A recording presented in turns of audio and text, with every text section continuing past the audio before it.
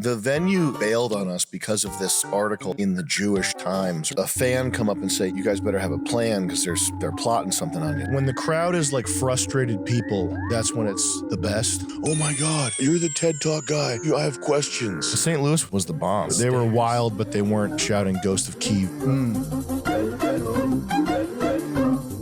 The other thing that happened was outside of Toledo. Was that Toledo?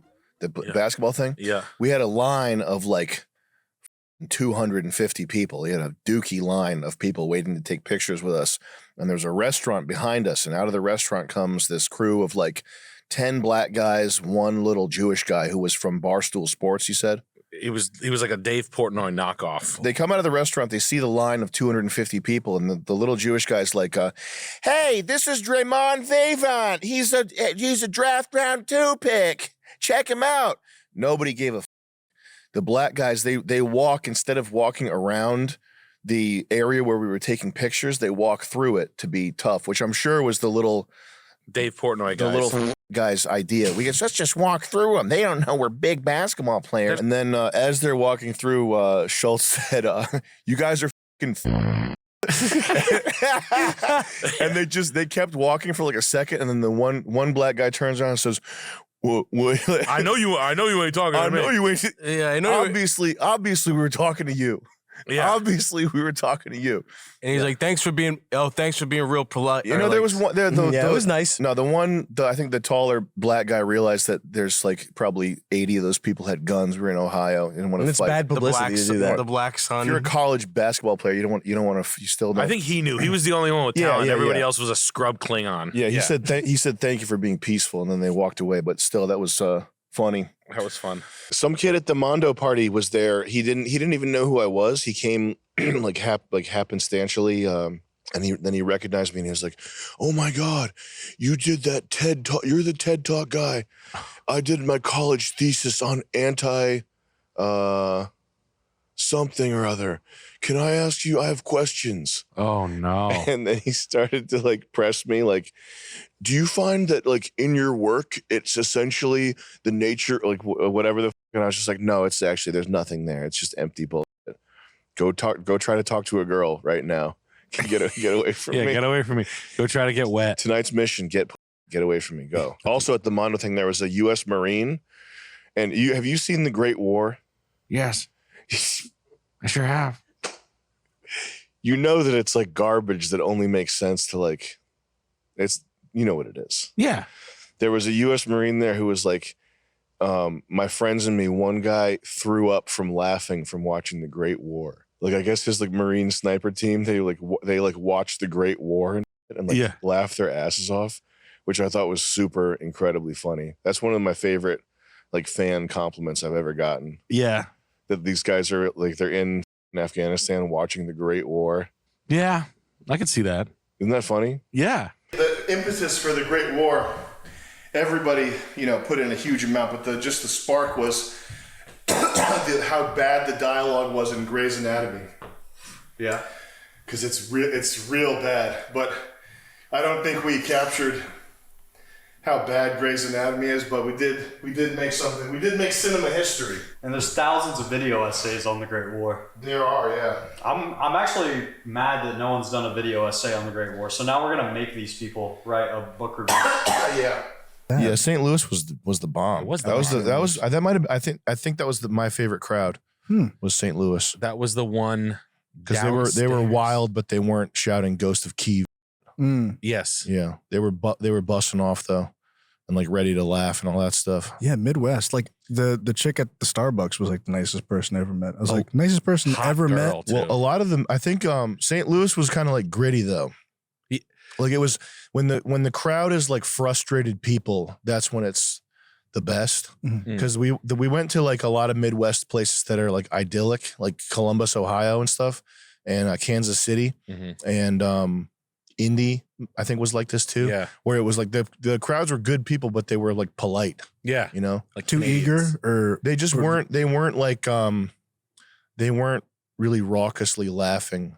They still liked the show. They were like, this show is awesome. But after when we talked to them afterwards, but it was kind of like Canadians or something where they weren't like howling. Or Japan, where they're silent during the song and then they big applause. I don't know if that's still. I've heard that like once on VH1. I don't know if that's true. Canada's like that. They're like, this is great. Yeah, And you're like, It's what? terrible. Yeah, I'm like, according to your fucking face, you hate this. St. Louis is like, oh, it's Hood. Chuck and I like disappeared, went to go get dinner. The 4 nicest restaurants ever. we did Canada around Toronto, Hamilton, Cambridge, Oshawa, which sucked. Oshawa sucks. Man. Auschwitz. We did the bar that we did, the 504 bar. They had a 𝐌𝐄𝐻𝐿 show scheduled for after our show, and they started letting people in during our show. And so I think what set them off, I don't think it was the racism. You had a Drake joke. I had a bunch of Drake jokes out that of were nowhere. really funny. Yeah, I was just basically calling him a big. And then the white kid was like, "You better have a 6 on you." Yeah, so in Canada with these little hoodlum crews, the white guys are sort of more dangerous because they have to prove that they're like anti-racist and ready to bang.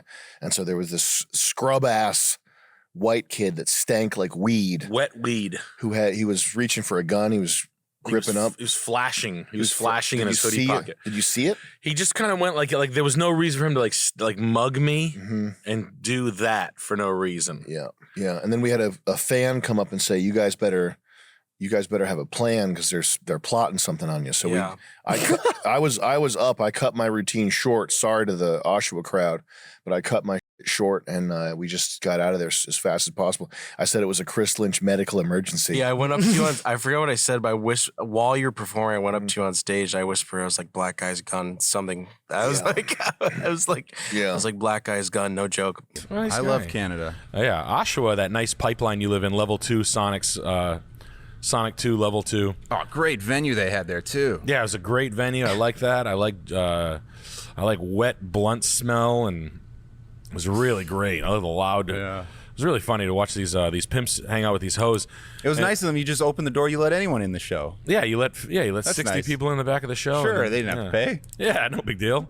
And you know what's even funnier? Like not to be petty, but you know what? I think we could I'll be a little petty. Just a little. I remember like looking through the crowd to find like the girls. I'm like, oh, these are rappers. They must have some hot hoes. They were the most beat hoes I've ever f***ing seen in my life. Like white chicks with like black eyes. Yeah. Like, I'll have a vodka tonic, please. like yellow teeth. There were some chicks above. I'm all about yellow teeth. They were pushing past 3 balloons. Yeah. It was getting up there. Oh man, the community of the stand-ups, they know everything. And people are like stand-up comedy has the eyes on it where it's lasers. Like, Anthony Jeselnik did a set in St. Louis a couple weeks ago and it didn't go well. And people are like, really? It's like news.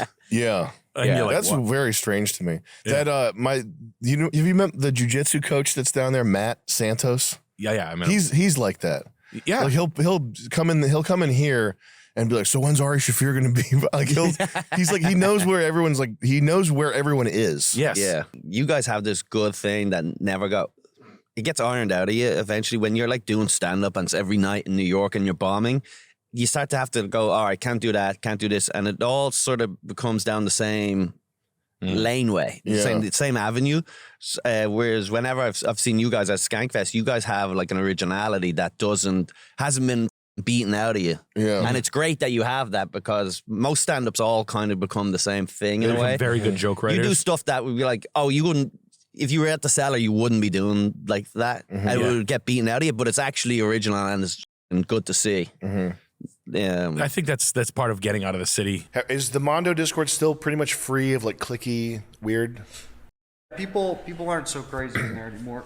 Because the thing That was like 2 months of strange behavior, and then it went away. the thing that makes me sick is on the MDE, like places where you can chat about MDE, they have like little fiefdoms of like some silly Billy who's like famous on the Discord for being the authority guy. Yeah. If that's where you derive your whatever that is, silly Billy yourself. Yeah, I'm always in VC. Dude. Oh my God. VC. But I think my sense is that the Mondo Discord, they did a good job. Everybody did a good job of keeping that relatively. Yeah, for real. So we want a place where people can chat normally. We got to monetize it because we got to monetize everything. Sorry, it's the world. Why does Sam only care about because I'm trying to make it. that's expensive. Nick hates firefighters, and there was one part that I thought Nick would really laugh at. This like fat, visibly dumb as hell fireman goes, "Oh, I got Rice Krispie in my pocket still. Must have went through the wash." As he's pulling out like clumps of sticky Rice Krispie treat. I didn't see that part. Lifesaver. Yeah, Hero. Lifesaver. but they were nice. They were good people. Police chief was That was a great firehouse venue. They had a social club there. The guys were all really nice. So Yeah, shout out to them. What city was that? Was that Pittsburgh? that was West Mifflin, Yeah. which is a suburb of They had Pittsburgh. Polish and food. They like stuffed cabbages, but I got Did the they? mozzarella sticks. Yeah, they did. Yeah, They good people. because we had to do a venue change, and the fire station and the chief was getting heat from it personally from Yeah. the Jewish The one Legion. The three people that called. Yeah. Yeah, There's the Leo Frank Foundation. and they ended up spray painting the other venue that we got. The venue that we were originally slated to do bailed on us because of this article that two people read in the Jewish Times or something like that, and they got vandalized anyway. They vandalized their building for an insurance job. What does that even say? I think it says ha ha ha. That's pretty But- solid. I think it's FIFA. FIFA It 8. says FIFA 06. But the fire station was good. They when they got the call, they were like, these guys are coming, and they were like, we support the First Amendment. We're gonna still host the show. And they were nice enough. They helped with the reconstruction. They helped us paint nice brand new swastikas all over the storefront. I think the Toronto show was the most bussin'. Yeah, that was good. That was I like the people in Ohio are great, but they're like pretty polite, I think. yeah. So And they they're don't sort go to comedy. Like a they're lot all- of people don't go to A comedy. lot of shows. people were like, "This is my first comedy show ever." Yeah. Which that's always funny to think about, because if this is like our show's pretty wild. If this is the first one, Yeah. the next one you go to is just some like, leaning My up coffee is a bit hot. leaning against the wall. Yeah, I had this coffee the other day. It was so hot. Having sex with a trans in the back of a taxi last Friday, and It was just That like a sounds woman. familiar. It was the same thing as a woman. I That's couldn't why I believe didn't it. get one. Yeah. I said, why do I have to get a woman? I don't have to. But yeah, we do. Our shows are like pretty dynamic, and It's a bit more than Yeah, it's I not think- stand up. It's stand up, but it's more of like a it's pretty show, wild, a man. show. It's definitely Yeah. a show. It's more of like a puppet show. circus, It's like a- traveling circus. It's like a traveling circus with we should have an elephant that we We bring should have with a us. beauty pageant. That's what we should have. That'd We be should cool. have for the three of us. Come on, And send now your we're- girlfriends up. We're gonna judge them all. Oh, that'd be. I was thinking just us. Oh, Like we have a swimsuit contest between all of us. completely see through, posing. There were too many people on the first show yelling. They were yelling like Joe Bernstein. He can't keep getting away with, like, it's just. Yeah. We gotta tell people. Should we say that in front of the New York shows, but don't yell? How do we? What's the way to deal with that? That's like not. I mean, pushy or I can annoying. say, please, like, I think no, it might be. no chatter, no heckling, That might be a don't say heckling, because it's not heckling. They're like trying to help. It's no just chattering. Don't yell. So you got to specifically say don't yell. Don't yell. stuff. Don't yell stuff out. Please. It's not like an interactive. Yeah. Well, it's not. We don't want to have security go bother people.